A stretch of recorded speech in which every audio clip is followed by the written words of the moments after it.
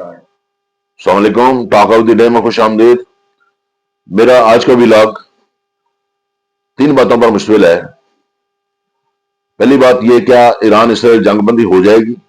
کیا یہ ممکن ہے کہ جلدی جنگ بند ہو جائے؟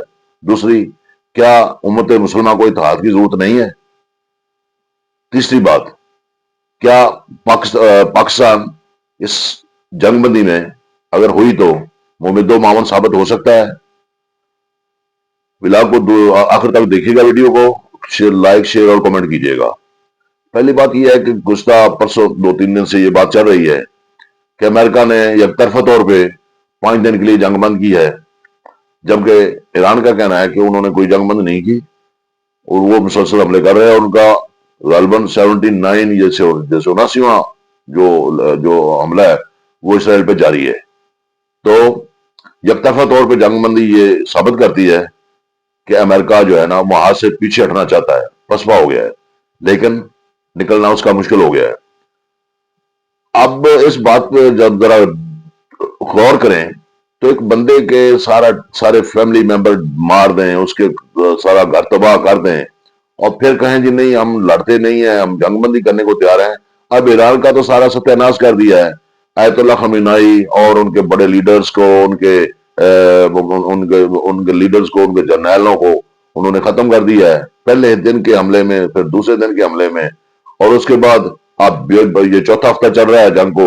اس میں انہوں کا کہنا ہے کہ ہم نے اپنے مقاصد حاصل کر لیے ہیں، جبکہ نظر یہ آتا تھا، ان کا دعویٰ یہ تھا کہ ایران میں ایرانی حکومت جو ہے نا وہ رجیم تبدیل کرنی ہے۔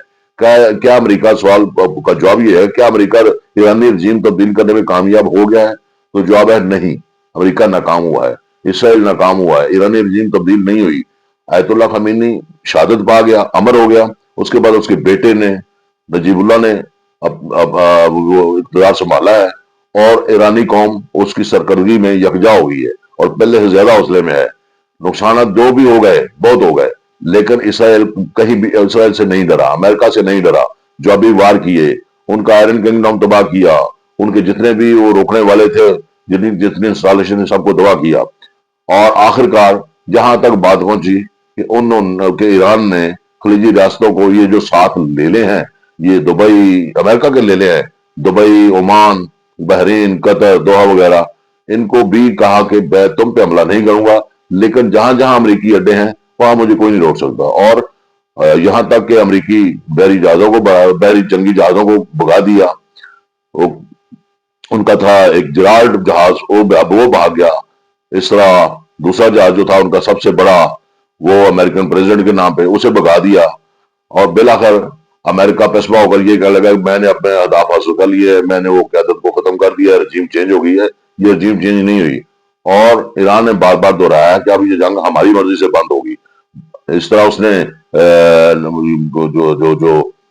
وہ خلیج کی، کیا نام ہے اس کا، نہر کا، اس کو بند کر دیا، جہاں سے جہاز اڑتے ہیں پہلی گزرگاہ بند کر دی، اور لوگوں کا تیل جو ہے، پوری دنیا جو ہے اس کی اکنامک جو کرائسس میں آ گئی۔ تو اب یہ ہے کہ کیا یہ جنگ بندی ہو سکے گی؟ ایران کی طرف سے تو یہ آتا ہے کہ اب یہ جنگ کبھی بند نہیں ہوگی، اور یہ جنگ شروع بھی بڑی دیر سے ہے۔ کولڈ وار تو عرصہ دراز سے جاری ہے۔ گریٹر اسرائیل کا خواب یہ دیکھ رہے تھا اسرائیل، اور اس سلسلے میں وہ اس نے تمام خلیجی ریاستوں کو اعتماد میں لیے ہوا تھا، کوئی اس کے ساتھ بولتا نہیں، اس کے خلاف بولتا نہیں۔ امریکہ کا پہرا ہے خلیجی ریاستوں پہ، اور اس کے جو لیلے بنے ہوئے ہیں، ان کے چھترے بنے ہوئے ہیں، انہیں چاہیے کہ وہ یکجا ہوں، اکٹھے ہو کے اسرائیل پر حملہ کریں اور اس کو مار بگائیں۔ لیکن ایران اکیلا ہی اتنا کام کر رہا ہے جو ہم سب کو کرنا چاہیے، جو تمام خلیجی ریاستوں کو کرنا چاہیے۔ لگتا ہے کہ اب سعودی عرب نے اور دیگر خلیجی ریاستوں نے بھی امریکہ کو آنکھیں دکھائی ہیں، کیونکہ آپ ہمارا دفاع نہیں کر سکے، آپ خود بھاگ رہے ہو، تو ہمارا دفاع کون کرے گا؟ کچھ آنکھیں کھلنا شروع ہو گئی ہیں، اور مستقبل قریب میں ممکن ہے یہ اکٹھی ہو کے ایران کا ساتھ دینے لگے۔ اب رہے گی کہ پاکستان کا کردار۔ پاکستان مسلسل امریکہ اور ایران سے رابطے میں ہے، اور سننے میں آ رہا ہے کہ کچھ شخصیتیں پاکستان پہنچ رہی ہیں، کچھ پہنچنے والی ہیں، اور ایک جنگ بندی پہ بات جو ہے نا وہ شروع ہونے والی ہے یا ہو رہی ہے۔ تو دنیا میں پاکستان کا جو ہے وہ وقار بڑھ رہا ہے۔ ہندوستان اور اسرائیل کو تکلیف ہے کہ اگر کوئی مذاکرات پاکستان میں ہو رہے ہیں تو یہ کیا ہے؟ اور بلکہ نجیب اللہ نے کہا ہے کہ کسی یہودی سے میں مذاکرات نہیں کروں گا، یعنی ایرانی کی عادت ہے کسی یہودی سے بات کرنے کو تیار نہیں ہے، یہ شرط رکھی ہے۔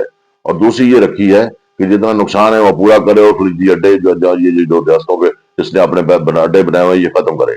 تو ان شرائط پہ جو ہے ایران میں بھی ہو سکتا ہے وہ ہو جائے، لیکن وہ راضی ہو جائے، لیکن ایران تب تک بیٹھنے والا نہیں جب تک امریکہ کوئی ضمانت نہیں دے گا، کوئی عالمی ضمانت نہیں دے گا کہ وہ آئندہ ایران پہ حملہ نہیں کرے گا۔